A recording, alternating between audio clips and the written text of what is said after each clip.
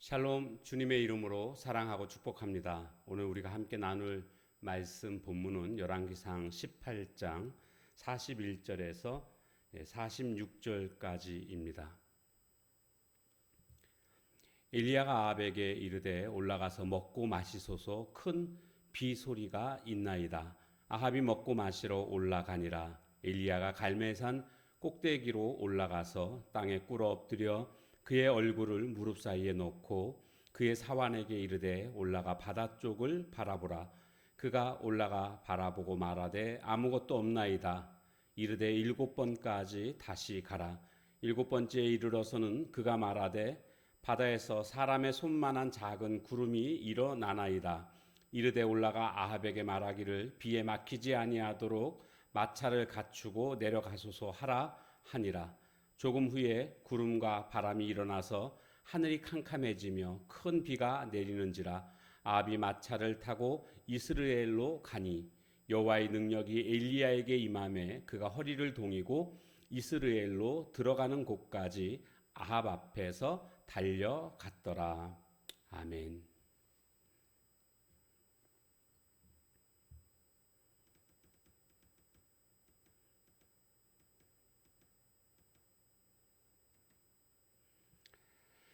자, 오늘 본문은 엘리야가 특별히 기도하는 장면을 우리는 보게 됩니다. 엘리야에 대해서 성경은 하고 싶은 말이 참 많이 있을 것입니다. 엘리야의 생애를 평가하면서 그는 정말 어두운 시대의 광명의 빛을 비춘 그런 자라고도 소개할 수 있었을 것이고, 타락한 시대에 의로운 삶을 살았던 그런 모습들도 소개할 수 있었을 것입니다.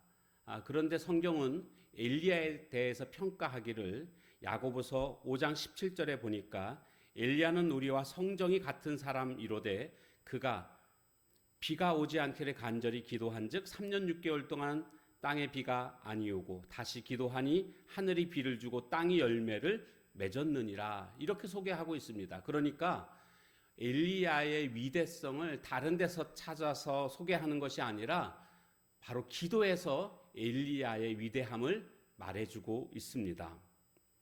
오늘 본문에 보면 엘리야가 어떻게 기도하고 있는지, 그리고 그런 기도의 모습을 통해서 응답받은 것을 우리는 발견하게 됩니다. 그래서 오늘은 응답받는 기도의 원리 5가지를 살펴보려고 합니다. 오늘 이 5가지, 근데 너무 시간이 오래 걸려서 나누어서 오늘과 내일 이틀에 걸쳐서 나누어서 말씀을 살펴보도록 하겠습니다.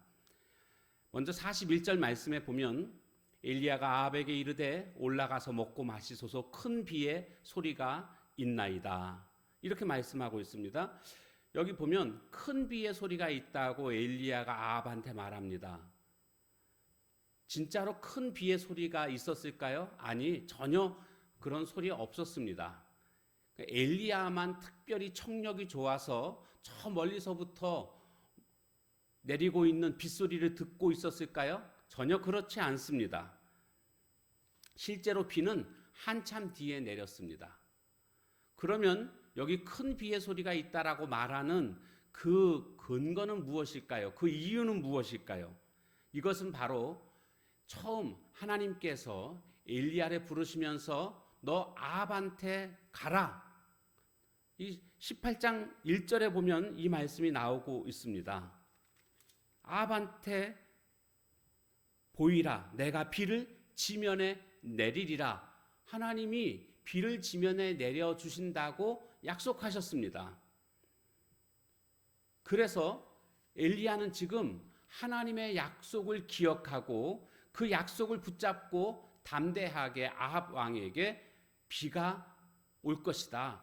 큰 비의 소리가 있다라고 말을 하고 있는 것입니다. 우리는 여기에서 기도의 첫 번째 원리를 발견하게 됩니다. 바로 그것은 믿음의 원리입니다. 믿음의 원리. 하나님의 약속을 믿고 기도해야 된다라는 것입니다. 그러니까 기도를 할 때에 하나님의 약속이 없이 기도한다. 이것은 무슨 뜻이냐 하면 하나님이 주시고자 하시지 않는 것을 기도하게 되면 응답을 못 받는다는 뜻입니다. 그러니까 하나님이 주시겠다라고 약속하신 그 약속의 말씀을 붙잡고 하나님께 기도하는 기도가 응답받는 기도가 되는 것입니다. 우리가 앞에서도 살펴봤지만 엘리야가 제단을 쌓아놓고 기도할 때에 누구의 영광이었습니까? 하나님께 집중되어 있었습니다. 여호와가 하나님이심을 알게 하옵소서. 그러니까 자기의 유익이 아니었습니다. 그런 면에서 보면 우리가 기도할 때에 우리는 너무 우리의 유익만을 위해서 기도하고 있지 않나 이런 생각을 해보게 됩니다. 중요한 것은 하나님께 집중되어야 하고 하나님의 약속의 말씀이 있어야 합니다. 그래야 우리가 그 말씀 붙들고 하나님께 기도할 때에 기도가 응답된다라는 것을 우리는 알아야 되겠습니다. 우리 예수님께서 우리에게 약속해 주신 것들이 있습니다. 뭘 약속해 주셨습니까? 구하라, 그러면 너희에게 주실 것이요. 찾으라, 그러면 찾을 것이요. 문을 두드리라, 그리하면 너희에게 열릴 것이다.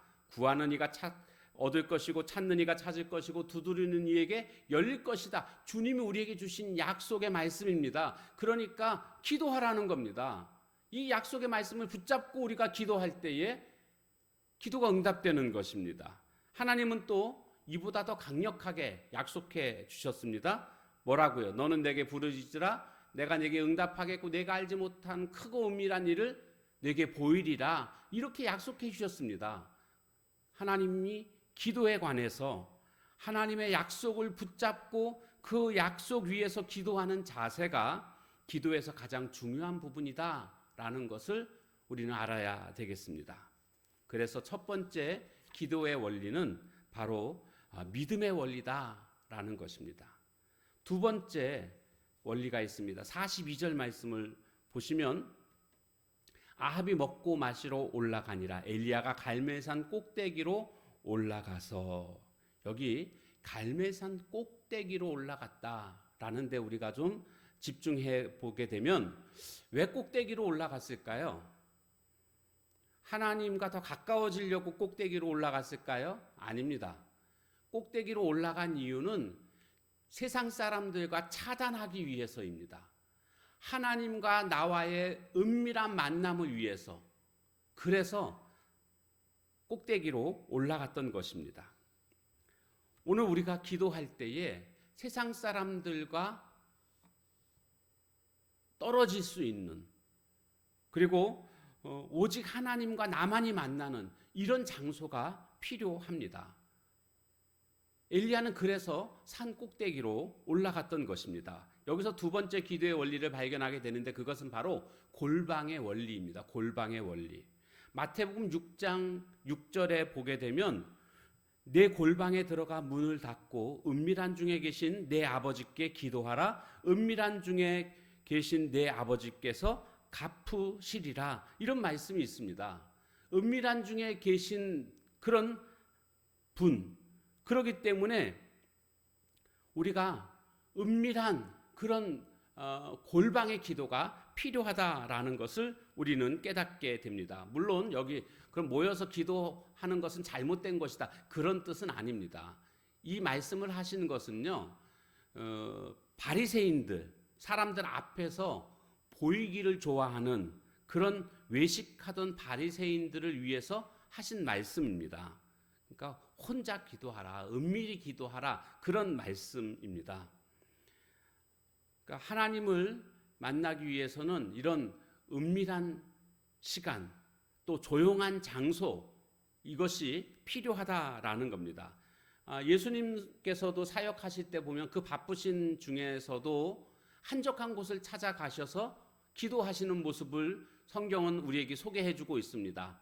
때로는 산으로, 때로는 들로, 때로는 호숫가로 가셔서 은밀하게 하나님과의 그 기도의 시간을 가지셨던 것을 보게 됩니다. 깊은 영적인 교제의 시간을 가졌던 것이죠. 그래서 우리의 기도가 풍성해지려면 이런 골방의 기도가 꼭 필요하구나라는 것을 알 수가 있습니다. 그런데 이것을 꼭 공간적인 어떤 골방만을 생각해서는 안 됩니다. 물론 공간적인 골방도 필요하지만 또 필요한 것은요, 더 중요한 것은 마음의 골방입니다. 마음의 골방.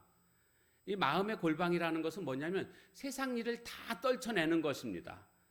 세상 모든 생각들을 다 내려놓고 오직 주님만을 만나고자 하는 그런 갈급한 심령, 그런 마음, 이것이 바로 마음의 골방이다라고 말할 수가 있습니다. 이런 마음의 골방을 확보해야 됩니다. 그래야 주님을 깊이 만날 수 있습니다.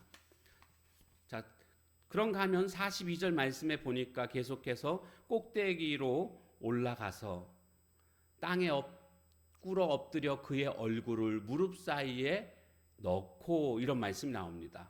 꿇어 엎드렸는데 얼굴을 무릎 사이에 넣었다, 이런 말씀이 나오는데 아주 특이한 그런 기도 자세라는 것을 알 수가 있습니다. 머리를 무릎 사이에 넣는 것이 잘 넣어지지가 않습니다. 힘듭니다. 그런데 엘리야는 좀 이런 특별한 모습들을 좀 보여주고 있습니다. 사르밧 과부의 아들이 죽었을 때에 그의 시신 위에 엎드리는 모습이 나오고 있지 않습니까? 그것도 여러 번 그렇게 했었는데 원래 시신은 만져서도 안 되잖아요. 그럼에도 불구하고 엘리야는 그 시신 위에 엎드리는 이런 모습도 보여주고 있습니다.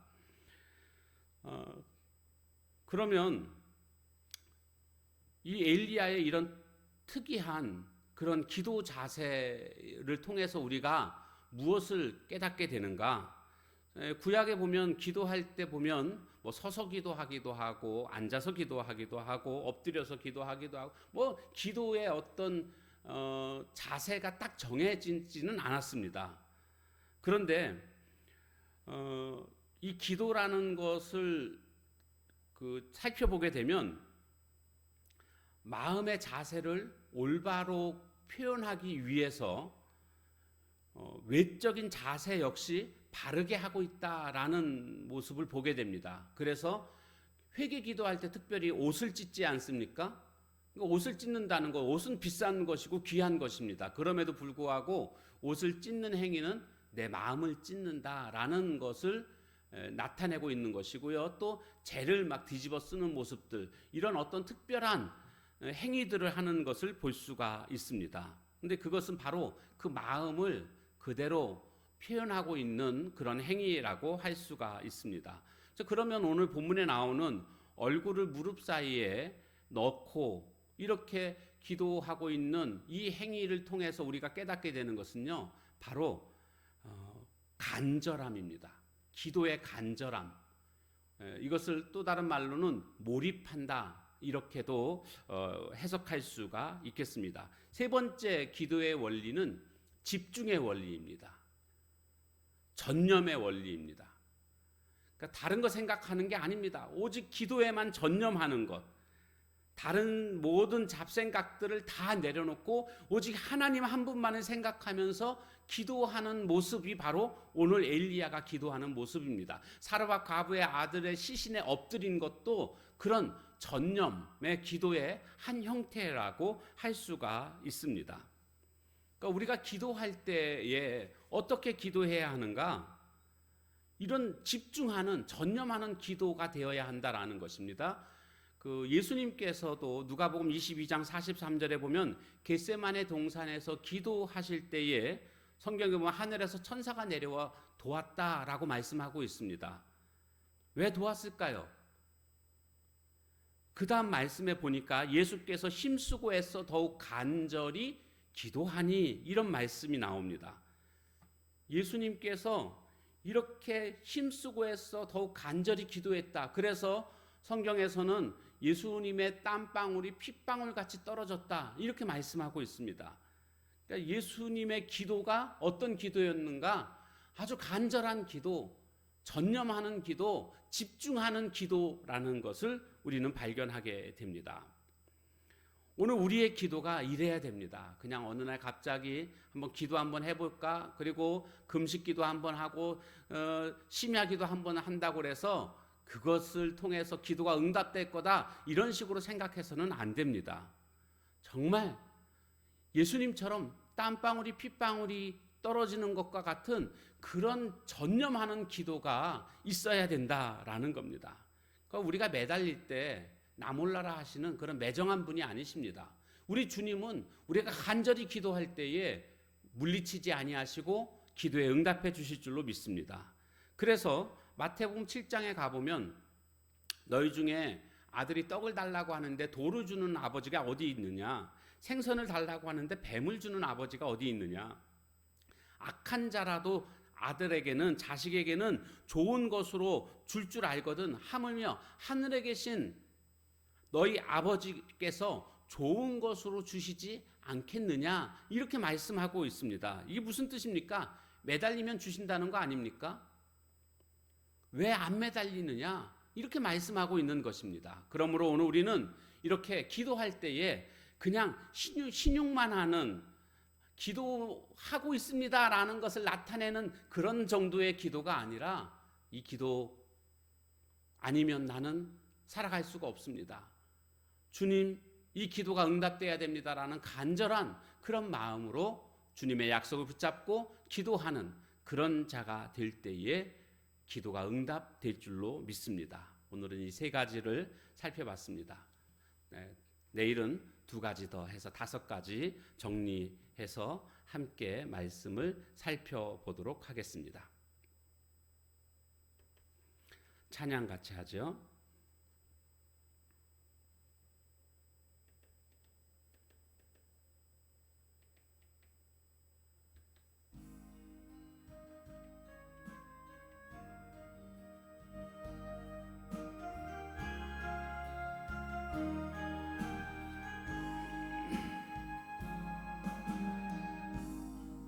하늘의 문을 여소서, 이곳을 주목하소서.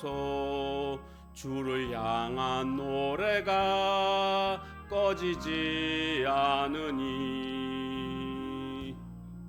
하늘을 열고 보소서. 이곳에 임재하소서. 주님을 기다립니다. 기도의 향기가 하늘에 닿으니 주여 임재하여 주소서. 이곳에 오셔서 이곳에 앉으소서. 이곳에서 드리는 예배를 받으소서. 주님의 이름만이, 오직 주의 이름만 이곳에 있습니다. 이곳에 오셔서 이곳에 앉으소서. 이곳에서 드리는 예배를 받으소서. 주님의 이름만이, 오직 주의 이름만 이곳에 있습니다.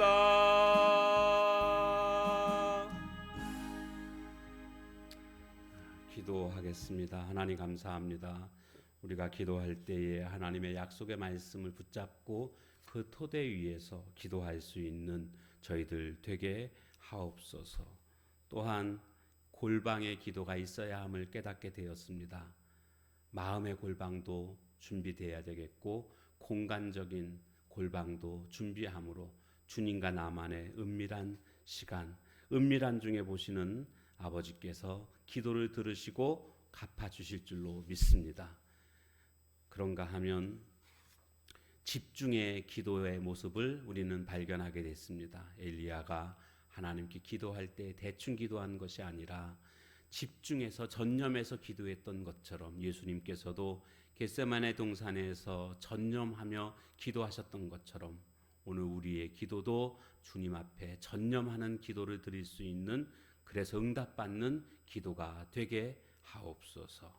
예수님의 이름으로 감사하며 간절히 기도하옵나이다. 아멘. 주신 말씀 붙들고 같이 기도하는 시간 갖도록 하겠습니다.